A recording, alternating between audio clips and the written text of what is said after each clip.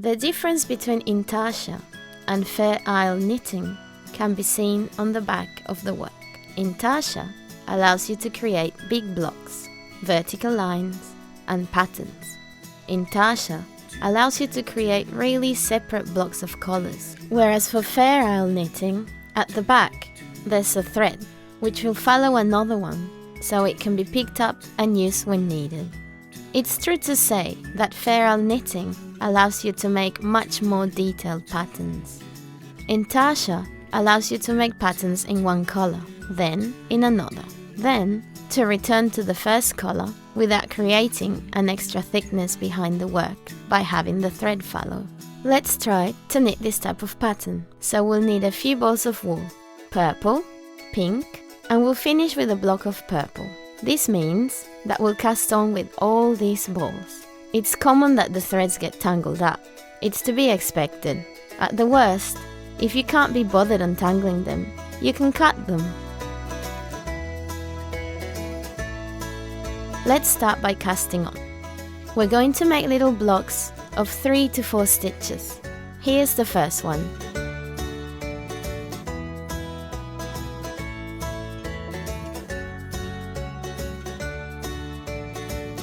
So now, we'll change to the second color.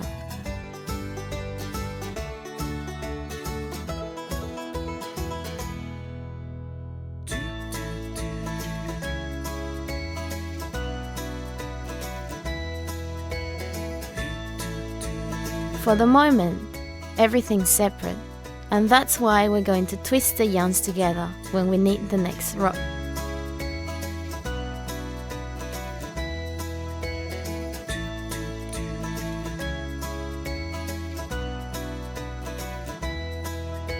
So here, we've got 4 blocks of color, and we're going to explain how to twist the yarns together. Otherwise, we'll always have 4 little separate blocks of color.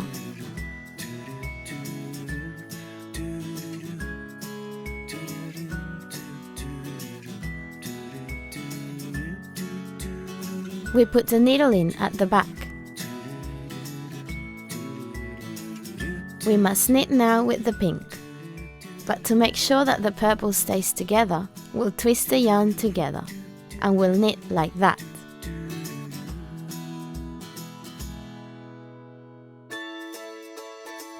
Which allows you to attach the 2 yarns at the back.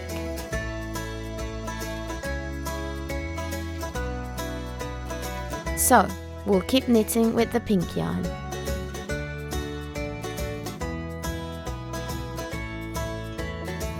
And we've got 2 blocks. Here again, the work is separated.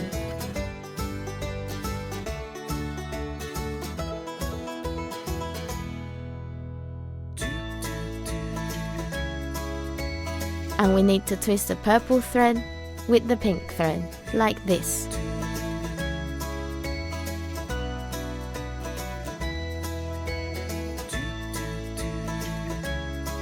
Second stitch.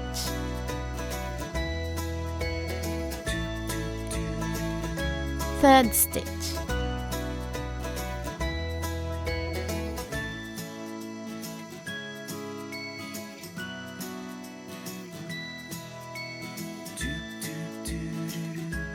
So we knit with this yarn that will twist to knit and bring it in.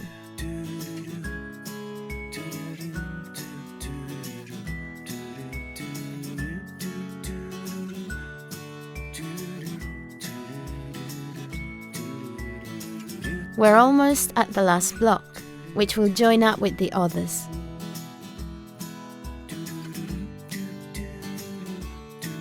So, we take the purple thread, we twist it in.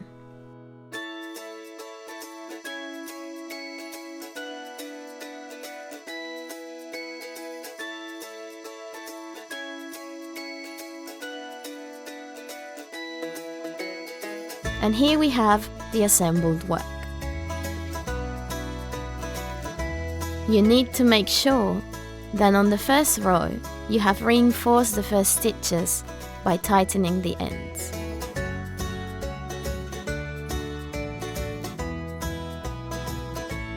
Now we're going to turn the work over.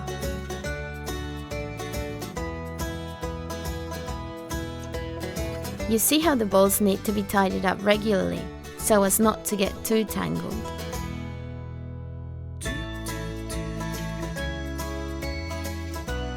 And now we start again. We don't knit the first stitch.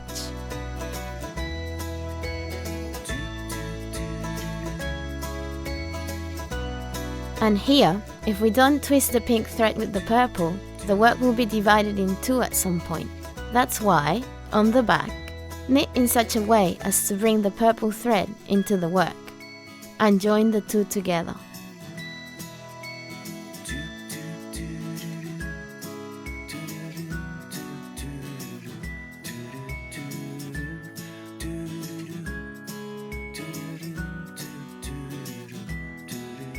So, you take the purple thread, and instead of bringing it alone, we twist it with the pink, and here we bring the pink thread.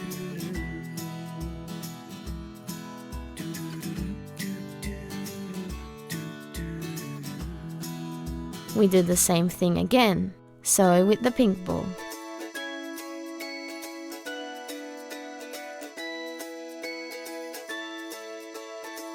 The thread of the previous block, the thread of the next block, and you twist them together.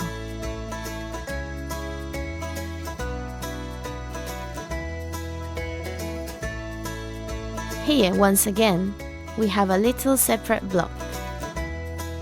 And now, we're twisting over here to bring in the pink thread. Turn the work over.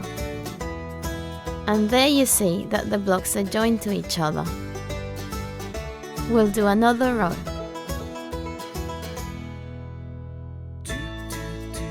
I tidy up my balls a little.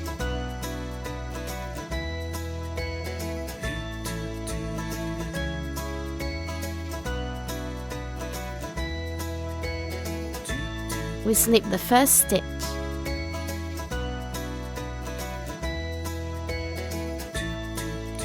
We knit the first block.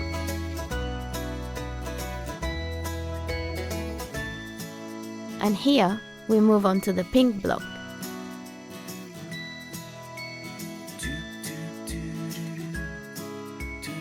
So don't confuse the threads.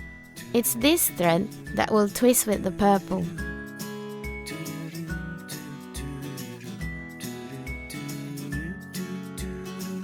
And we keep on knitting. See how the balls get tangled? Don't hesitate to cut the threads and then to work the ends into the piece.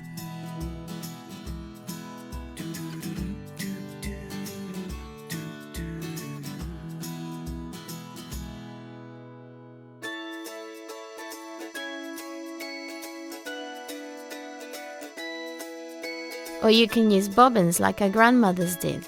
They're very practical, but you might not always have one in your knitting bag.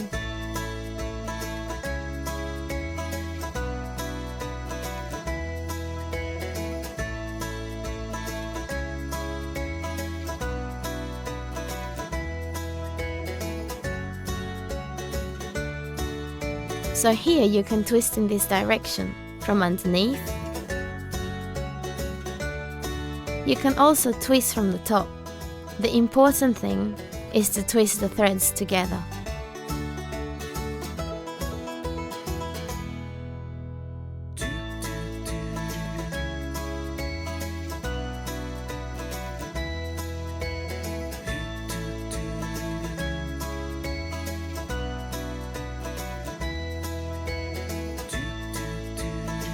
So, this is how to knit vertical band. At the back, you see simply the twisting of the threads, as we have on our sample here. You just see that between the two blocks.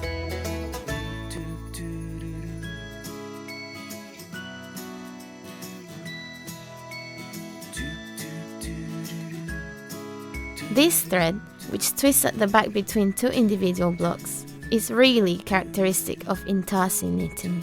This is the challenge of intarsia.